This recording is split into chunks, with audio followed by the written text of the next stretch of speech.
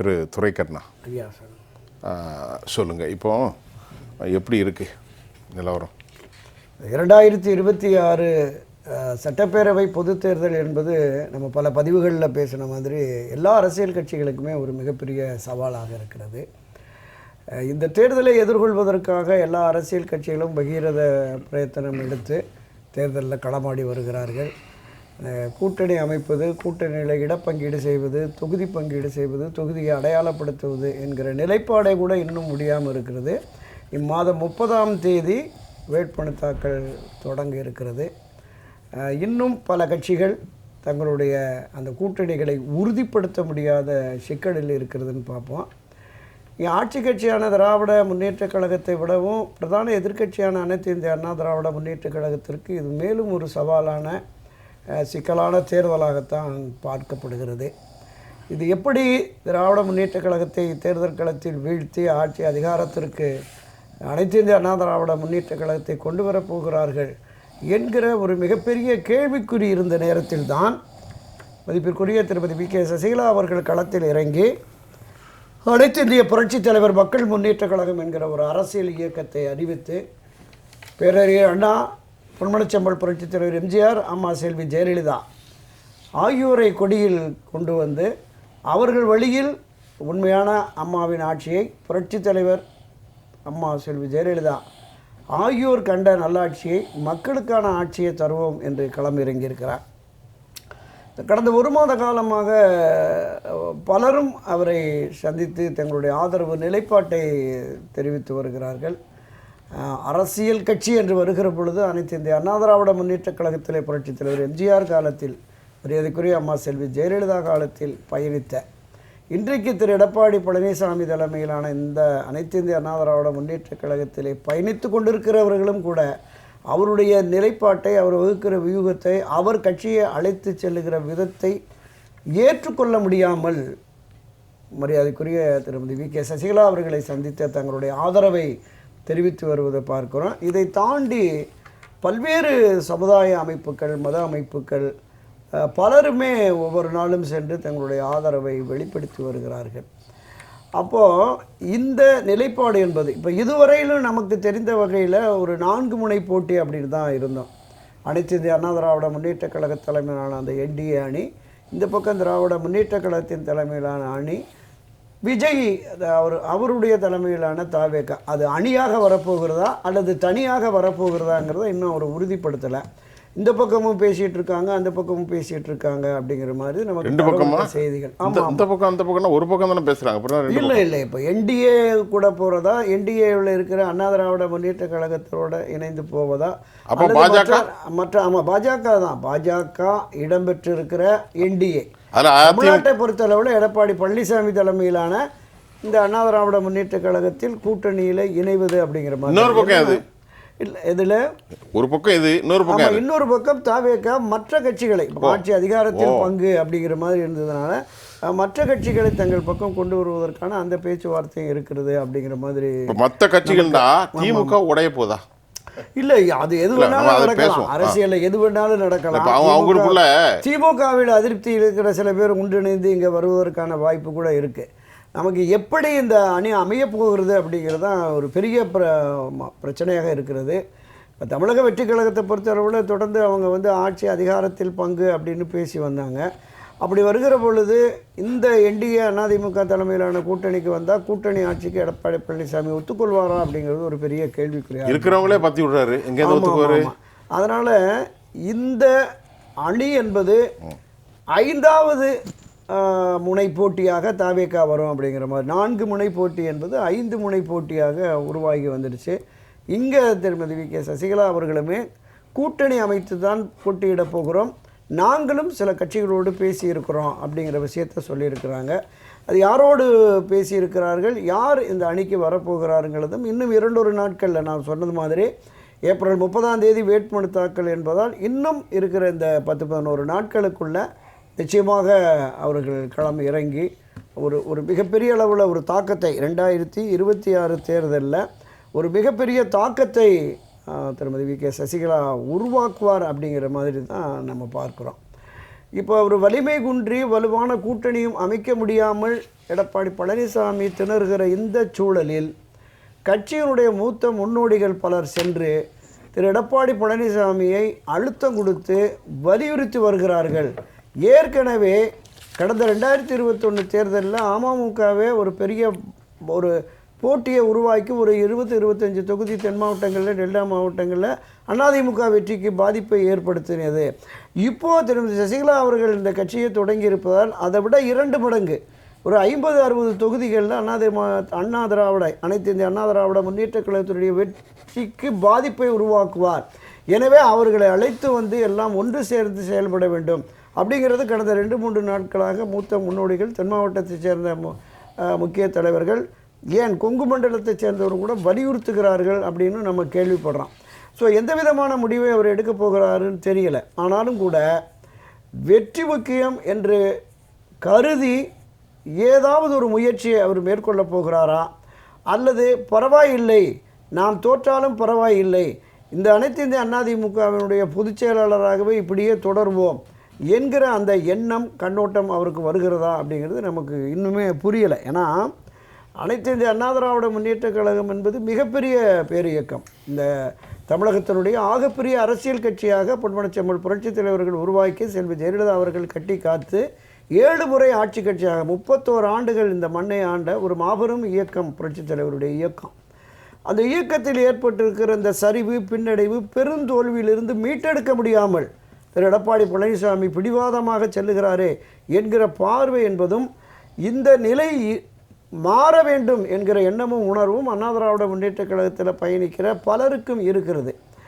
அதாவது கட்சி வெற்றி பாதையில் அழைத்து செல்ல வேண்டும், கட்சி வெற்றியை நோக்கி போக வேண்டும், ஆட்சி அதிகாரத்திற்கு வர வேண்டும் என்கிற எண்ணமும் உணர்வும் தான் ஒரு கட்சிக்கு தலைமையேற்று நடத்துகிறவருக்கு இருக்க வேண்டும். அது இல்லை என்கிற பொழுது தான் நமக்கு மிகப்பெரிய அளவில் ஒரு பெரிய பின்னடைவை இப்பொழுது சந்திச்சிருக்கு. இதிலிருந்து எப்படியாவது மீட்டெடுத்து விட வேண்டும் என்கிற முன்முயற்சியில் திருமதி வி.கே. சசிகலா அவர்கள் ஈடுபட்டிருக்கிறார். இப்போ நான் குறிப்பிட்டது மாதிரி ஒரு மிகப்பெரிய பேரியக்கம் பொன்மனச்செம்மல் புரட்சித் தலைவர் அவர்களும் செல்வி ஜெயலலிதா அவர்களும் இருந்தது. இந்த இருவரும் தலைவர்களும் பிரதானமாக தாய்க்குளம் என்று தாய்க்குளத்திற்கு ஒரு தனி மரியாதை மதிப்பு வைத்திருந்தார்கள்.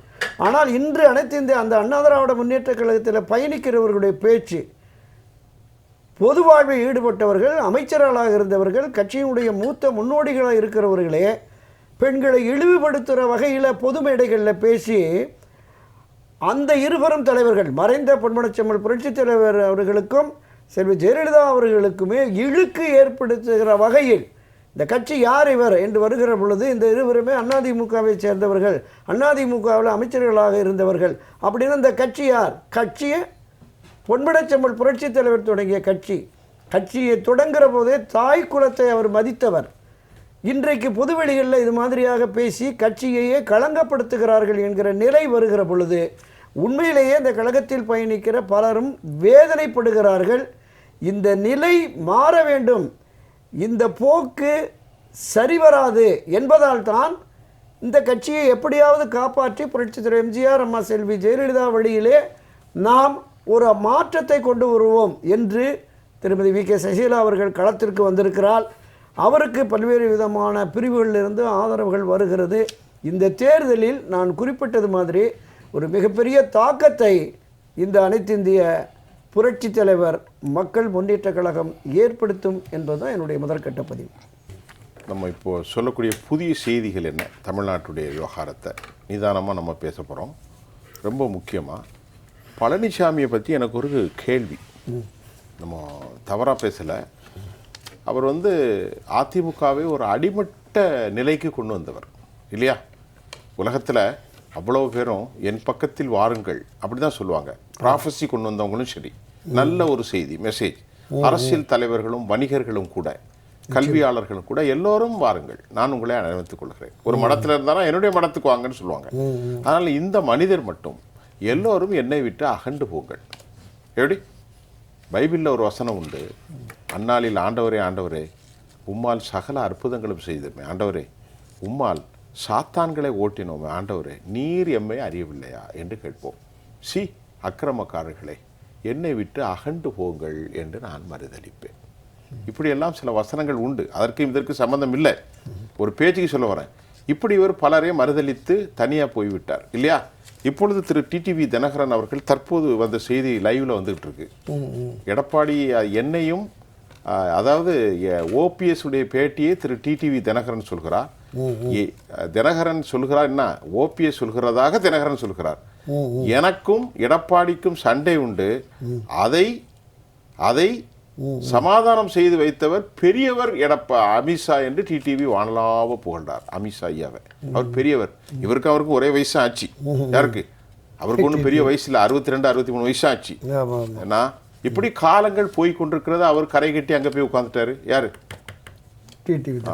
டிடிவி இல்லை, நம்முடைய ஓபிஎஸ் கரை கட்டி, திமுக கரை கட்டி சிரித்த மன்னனாக, புன்னகை மன்னனாக இருக்கிறார். ஏன்னா தளபதி என்று அழைக்கிறார். காலப்போக்கில் என்னையா சொல்றது? சொல்லுங்க, நீங்க தான் சொல்லுங்க. அனைத்து இந்திய அண்ணா திராவிட முன்னேற்ற கழகம் ஒரு மாபெரும் இயக்கம், தமிழகத்தினுடைய ஆகப்பெரிய அரசியல் கட்சியாக இருந்தது. பல பதிவுகளில் இதே அரங்கில் நான் பல முறை பதிவு செய்திருக்கிறேன். மீண்டும் அதை நான் பதிவு செய்ய விரும்புகிறேன். 1972 இந்த கழகத்தை தொடங்கிய அண்ணா திராவிட முன்னேற்ற கழகத்தை தொடங்கி 76 அனைத்து இந்திய அண்ணா திராவிட முன்னேற்ற கழகம் என்கிற தேசிய கட்சியாக மாற்றி இந்த கட்சியை வெற்றி பாதையில் அழைத்து சென்றவர் பொன்மனச்செம்மல் புரட்சித் தலைவர் எம்ஜிஆர் அவர்கள். அவருக்கு எதிரான சதி செயல்கள், அவரையே அழித்து ஒழிப்பதற்கான காரியங்கள்லாம் நடைபெற்றது. அன்றைய தினம் ஆட்சியில் இருந்த 72 to 76 ஆட்சியில் இருந்த திராவிட முன்னேற்ற கழகம் கட்சியினுடைய தலைவர் பொன்மனச்செம்மல் புரட்சித் தலைவர் எம்ஜிஆர் அவர்களையே கொலை செய்ய முயற்சித்தார்கள். கட்சியை அழிப்பதற்கு எல்லாவித நடவடிக்கைகளையும் எடுத்தார்கள். ஆட்சி அதிகாரத்திலே இருந்து அரச பயங்கரவாதத்தை காவல்துறை மூலம் கட்டவிழ்த்து விட்டார்கள். திராவிட முன்னேற்ற கழகத்தினுடைய தொண்டர்கள், குண்டர்கள் என்ற பெயரிலே வந்து கடுமையாக தாக்குதலை தொடுத்து பல்லாயிரக்கணக்கான அண்ணா திராவிட முன்னேற்ற கழகத்தினுடைய தொண்டர்களை அடித்து மண்டை உடைத்து காயப்படுத்தி சொத்துக்களை சூறையாடினார்கள். அதையெல்லாம் தாண்டி கட்சியை வளர்த்தெடுத்து 73 திண்டுக்கல் நாடாளுமன்ற இடைத்தேர்தல், 77 80 84 ஒரு ஹாட்ரிக் வெற்றி, ஒரு தொடர் வெற்றியை கொடுத்தார். அதன் பிறகு பொன்மனச்செம்மலுடைய மறைவுக்கு பிறகு ஆட்சி அதிகாரத்திற்கு வந்து கட்சியின் தலைமை பொறுப்புக்கு வந்த செல்வி ஜெயலலிதா அவர்களுக்கும் எதிராகவும் பல சதி செயல்களை திராவிட முன்னேற்ற கழகத்தினரும் செய்தார்கள். அன்றைய தினம் மரியாதைக்குரிய ஜானகி அம்மாள் பேரில் இருந்த அந்த அணியைச் சேர்ந்த பல மூத்த முன்னோடிகளுமே அம்மா செல்வி ஜெயலலிதாவுக்கு எதிராக மிக கடுமையாக விமர்சனத்தை முன்வைத்தார்கள். இப்படி இந்த இருவரும் தலைவர்களும் பல்வேறு சதிகளை, சூழ்ச்சிகளை முறியடித்து தான் அண்ணா திராவிட முன்னேற்ற கழகத்தை வளர்த்தெடுத்தார்கள், தங்கள் உயிரை பணைய வைத்து. அதே தினம் புதுச்சேரி தேர்தல் பிரச்சாரத்தை முடித்துவிட்டு வந்த பொழுது, ஒரு காண்டசா கிளாசிக் காரில் வர்ற பொழுது ஒரு லாரியை விட்டு மோதி அவர்களை கொலை செய்ய அந்த காரிலே இருந்த அம்மா செல்வி ஜெயலலிதா அவர்களையும் இதற்குரிய திருமதி வி.கே. சசிகலா அவர்களையும் கொலை செய்வதற்கான முயற்சி நடந்தது. அந்த காண்டசா கிளாசிக் கார் வந்து முன்னாடி கொஞ்சம் நீளமாக இருக்கும். அதனால் அந்த பாதிப்பு என்பது அவர்கள் காயப்படுற அளவு தான் இருந்தது. இன்னும் திருமதி வி.கே. சசிகலா அவருடைய கண்ணில் நீர் வழிந்து கொண்டே இருக்கிறது. அதுதான் காரணம். இத்தனை ஆண்டுகளுக்கு பிறகு அந்த ஆமாம் கண்ணாடி சீல் குத்தி அதை ஆமாம். அப்படி இந்த கட்சியை இந்த இருவரும் தலைவர்களும் கட்டி காப்பாற்றி வளர்த்தெடுத்து ஆட்சி அதிகாரத்திலே கொண்டு வந்தார்கள். இந்த கட்சியை இன்று வழிநடத்துகிற திரு எடப்பாடி பழனிசாமி இந்த கட்சியினுடைய வளர்ச்சிக்காக ஒரு துரும்பை கிள்ளி போட்டாரா அப்படின்னு தான். ஆட்சி அதிகாரத்திலே அமர்த்திய திருமதி சசிகலாவுக்கு எதிராக சதி செயலிலே ஈடுபட்டார் என்பதை அவரே கூட வாக்குமூலமாக திருமதி சசிகலா சொல்லியிருக்கிறார். இதை தாண்டி அண்ணா திராவிட முன்னேற்ற கழகத்தை 4.5 ஆண்டுகள் ஆட்சி அதிகாரத்திலே பொறுப்பிலே இருந்ததால் அதை கைப்பற்றி வைத்துக்கொண்டு இவர் தானடித்த மூப்பாக மிகப்பெரிய அளவில் சுயநலத்தோடு, இன்னும் கடுமையான வார்த்தையில் சொல்ல வேண்டுமென்றால் திமிர்வாதத்தோடு, அதிகார திமிரோடு கட்சியை அழிவு பாதைக்கு கொண்டு சென்றிருக்கிறார்.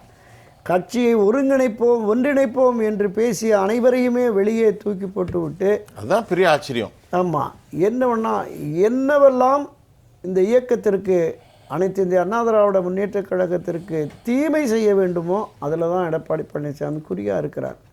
இவர் வெற்றி பெற்று விடுவோம், மீண்டும் ஆட்சி அதிகாரத்திற்கு வந்து விடுவோம் என்கிறார். ஆனால் கள யதார்த்தம் வேறாக இருக்கிறது என்பதை அவர் உணரவில்லை. இன்றைக்கு கட்சியை ஒன்றுபடுத்த வேண்டும், வலிமையாக இருந்தால்தான் நான் வெற்றி பெற முடியும் என்று இன்றைக்கும் மூத்த முன்னோடிகள் சிலர் சொல்லுகிற பொழுது எல்லாம் எனக்கு தெரியும், நான் பார்த்துக்கிறேன் அப்படிங்கிறாரு. பிரச்சார பயணத்தின் போது சொல்லுகிறார், வெற்றி எனக்கு முக்கியம் இல்லை, தன்மானம்தான் முக்கியம் என்கிறார். எடப்பாடி பழனிசாமி என்கிற தனி மனிதனுடைய தன்மானத்தை விட 2 கோடிக்கும் மேற்பட்ட தொண்டர்கள் அடங்கிய அனைத்து இந்திய அண்ணா திராவிட முன்னேற்றக் கழகத்தின் தன்மானம் முக்கியம்.